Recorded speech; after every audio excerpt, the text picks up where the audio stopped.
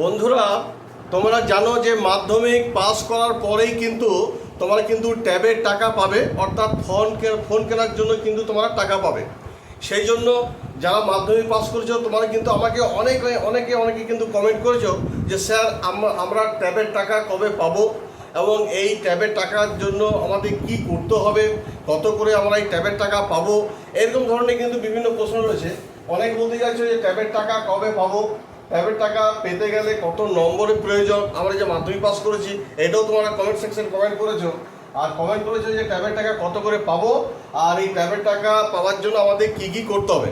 তো তোমাদের এই যে কমেন্টগুলো সব প্রত্যেকটা কিন্তু আমি অ্যান্সার দেবো। তার আগে বলে রাখি, যারা মাধ্যমিক পাস করেছো তোমাদের সবাইকে কিন্তু অভিনন্দন জানাচ্ছি। আর তোমরা এই ভিডিওটি প্রথম থেকে শেষ পর্যন্ত দেখো। ভালো লাগলে কিন্তু অবশ্যই কিন্তু একটা সাবস্ক্রাইব এবং লাইক করে দিও, আর পাশে থাকা বেল আইকনটিকে প্রেস করতে একেবারে ভুলো না। দেখো, তোমরা কিন্তু মাধ্যমিক পাস করেছো এবং এই মাধ্যমিক পাস করার পরেই কিন্তু ক্লাস 11-এ তোমাদের কী করা হবে, ট্যাবের টাকা দেওয়া হবে। তো তোমাদের যে প্রথমে যে প্রশ্নটি আছে যে স্যার আমরা ট্যাবের টাকা কবে পাবো, এই যে তোমাদের কমেন্ট সেকশানে এই যে কমেন্ট করছো, প্রথমত হচ্ছে তোমাকে ক্লাস 11-এ কিন্তু আগে তোমাকে অ্যাডমিশন হতে হবে। আগে ক্লাস 11-এ অ্যাডমিশন নাও, তারপর তোমাদের কিছুদিন ক্লাস চলুক, তারপর মোটামুটি তোমাদের যেমন ওই ফার্স্ট সেমিস্টারে যখন তোমাদের পরীক্ষা চলবে, পরীক্ষা চলাকালীন হোক বা সেই সময় কিন্তু এই ট্যাবের টাকা কিন্তু পাওয়া যায়। অর্থাৎ মোট কথা বলতে গেলে আমরা বলতে পারি যে দুর্গাপুজোর আগেই কিন্তু তোমরা টাকা পেয়ে যাবে।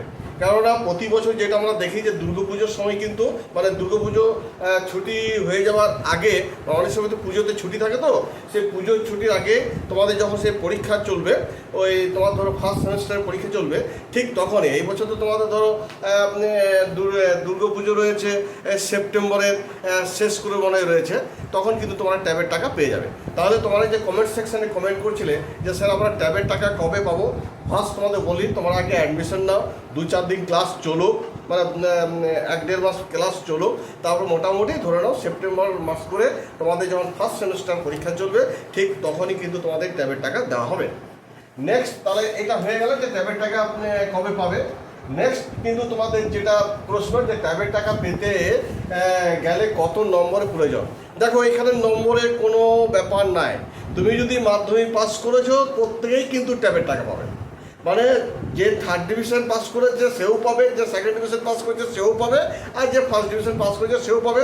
অর্থাৎ এইখানে নম্বরের কোনো ব্যাপারই নয়। অর্থাৎ 175 তোমাদের যে পাস মার্ক 175 পেয়ে যদি তোমরা পাস করেছো তার প্রত্যেকেই তোমার সবাই কিন্তু এই ট্যাবের টাকা পাবে। অতএব তোমাদের এখানে যে মাধ্যমিকে এত নাম্বার তুলতে হবে, ফার্স্ট ডিভিশন সেকেন্ড ডিভিশন এরকম কোনো ব্যাপার নয়। মাধ্যমিক পাস করলেই হলো, তোমরা কিন্তু ট্যাবের টাকা পাবে। নেক্সট তোমাদের যে প্রশ্নটি আছে বা কমেন্ট সেকশানে কমেন্ট করছো যে স্যার আমাদের ট্যাবের টাকা কত করে পাবো। হ্যাঁ, এই ট্যাবের টাকাটা হচ্ছে তোমাদের যে দেখো ফোন কেনার জন্যই তো দেওয়া হয়। ফোন তো আমাদের বুঝতে পারছো যে কত দরকারি। তবে ফোন যখন কিনবে, ফোনটা কিন্তু কেনার সঙ্গে সঙ্গে কিন্তু তোমার কিন্তু মানে যে সব দিন রাত এটি উটি দেখলে তা নয়, একমাত্র পড়াশোনার ক্ষেত্রেই কিন্তু কাজে লাগাবার কিন্তু চেষ্টা করবে।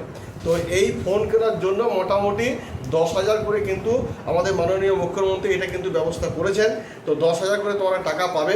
এবার ধরো 10,000 হয়তো তোমার যে মধ্যেই যে তোমাকে ফোন কিনতে হবে তা নয়, যদি আরও কিছু টাকা লাগিয়ে যদি ফোন কিনতে পারো 10,000 সঙ্গে তাহলেও তোমার কিন্তু চলবে। শুধু যে 10,000 মধ্যে ওই 10,000 টাকারই ফোন কিনতে হবে তা নয়, যদি আরও কিছু টাকা লাগিয়ে যদি তুমি ফোন কিনতে পারো তাহলে কিন্তু ফোন কিনে নেবে। আর একটা কথা বলি যে এটা অনেকে কমেন্ট সেকশনে কমেন্ট করেনি, সেটা হচ্ছে যে ফোন কেনার জন্য কোনো রসিদ লাগবে কি। হ্যাঁ, রসিদ কিন্তু লাগবে। তুমি যে দোকানে ফোন কিনবে সেই দোকানে তো একটা তো ফোন কেনার তো একটা রসিদ দেবে, সেই রসিদ কিন্তু কী করতে হবে, স্কুলে সেটা সাবমিট করতে হবে। কারণ তোমার রসিদ ছাড়া তুমি মনে করো যে একটা পুরনো ফোন আছে বা সেইটা আমি কিনেছি, হ্যাঁ হয়ে গেল, আমার এই 10,000 টাকাটা ব্যাংকে থেকে যাক বা আমি অন্য কোনো কাজে লাগাবো তা নয়। ওই যে টাকাটা দেওয়া হবে ওই টাকা থেকে কিন্তু তোমাকে ফোন কিনতে হবে, তার রসিদ কিন্তু স্কুলে সাবমিট করতে হবে। তাহলে তা বোঝা গেল যে ফোন কেনার জন্য অর্থাৎ ট্যাবের টাকার জন্য তোমাদের মোটামুটি 10,000 করে টাকা পেয়ে যাবে। নেক্সট যে তোমাদের কমেন্ট সেকশনে কমেন্ট করেছো ট্যাবের টাকা পাওয়ার জন্য কী করতে হবে। দেখো, ট্যাবের টাকা পাওয়ার জন্য তোমাদের কিচ্ছু করতে হবে না। নিজে নিজে যে অনলাইনে যে ফর্ম ফিল আপ করবে তা নয়, ফর্ম ফিল আপ তোমাদের অবশ্যই করতে হবে। সেটা সমস্ত কিছু ব্যবস্থা কিন্তু স্কুল তরফ থেকেই করবে। যখন তোমাদের ট্যাবের টাকা দেওয়ার জন্য যখন প্রস্তুতি চলবে, তখন স্কুল থেকে ফর্ম দেওয়া হবে, সেই ফর্মে তোমাদের ফিল আপ করতে হবে নাম, তোমাদের যথারীতি ফর্মে যা যা থাকবে আর কি। তবে সব থেকে বড় ব্যাপারটা হচ্ছে কি, যে তোমার নামে কিন্তু একটা অ্যাকাউন্ট বই কিন্তু থাকতে হবে তোমার নামে কিন্তু। কারণ তুমি যে ট্যাবের টাকাটা পাবে, সেই ট্যাবের টাকাটা কিন্তু তোমার তার হাতে ক্যাশ দেবে না, তোমার নিজের নামে কিন্তু একটা অ্যাকাউন্ট বই কিন্তু থাকতে হবে। সেই জন্য যে সমস্ত ছাত্রছাত্রীদের বলবো, যাদের পার্সোনালভাবে নিজের নামে কোনো অ্যাকাউন্ট বই নেই, তোমার কিন্তু ব্যাংকে কিন্তু একটা অ্যাকাউন্ট বই অতি শীঘ্রই কিন্তু করে নিও। আর অনেকে মনে আগের বছর যেটা দেখেছিলাম, অনেকে কিন্তু ট্যাবের টাকা কিন্তু পায়নি। কেন পায়নি না, তার ট্যাবের এমনই দিয়েছিল যে অ্যাকাউন্টের বই এমনই দিয়েছিল যে বলছে বাবার নামে অ্যাকাউন্ট আছে, সেই অ্যাকাউন্ট জমা করেছে, মায়ের নামে অ্যাকাউন্ট বই আছে, সেই অ্যাকাউন্ট জমা করেছে। তো বাবা মায়ের নামে অ্যাকাউন্ট থাকলে হবে না। তুমি যেই স্কুলে পড়ছো, যেই স্কুল থেকে তোমাকে ট্যাবের টাকা ব্যবস্থা করে দেবে তোমার জন্য, তা তুমি পড়াশোনা করছো, তোমার জন্য টাকার ব্যবস্থা করবে, তাহলে তোমার নামে কিন্তু একটা অ্যাকাউন্ট বই থাকতে হবে।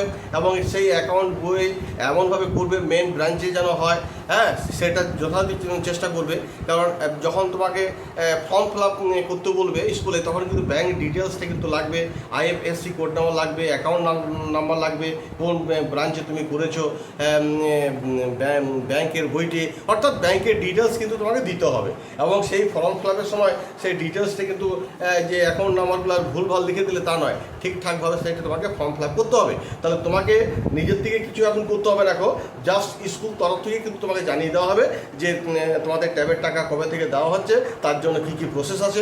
ওনারা স্কুল তরফ থেকে যা যা চাইবে ডকুমেন্টস, সেই সমস্ত জিনিসগুলো তোমাদের দিতে হবে। তবে মাস্ট এই কথাটা মনে রাখবে, ব্যাংক অ্যাকাউন্ট নিজের নামেই কিন্তু থাকতে হবে, তাহলে সেটি কিন্তু সুবিধা। এবং ব্যাংক অ্যাকাউন্টের সঙ্গে তোমার কিন্তু মোবাইলের নাম্বারটি কিন্তু অবশ্যই কিন্তু কানেক্ট করে রাখবে, অনেক সময় এটা প্রয়োজন হয়ে পড়ে। তো যাই হোক, এই ছিল ট্যাবের টাকা পাওয়ার সংক্রান্ত ব্যাপারে তথ্য।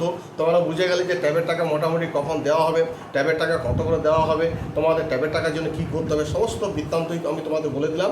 তোমাদের অত ধৈর্য হারার কোনো দরকার নেই। তোমরা অনেকেই কমেন্ট সেকশনে কমেন্ট করছিলে যে কবে আমরা পাবো। সব ধীরে সুস্থ হবে।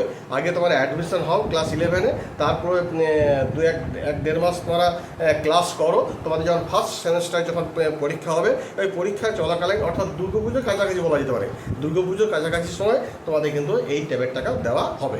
যাই হোক, এই বলে আপাতত ভিডিওটিকে শেষ করছি।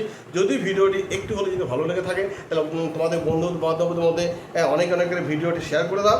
আর অবশ্যই কিন্তু একটা লাইক করতে ভুলো না। ধন্যবাদ।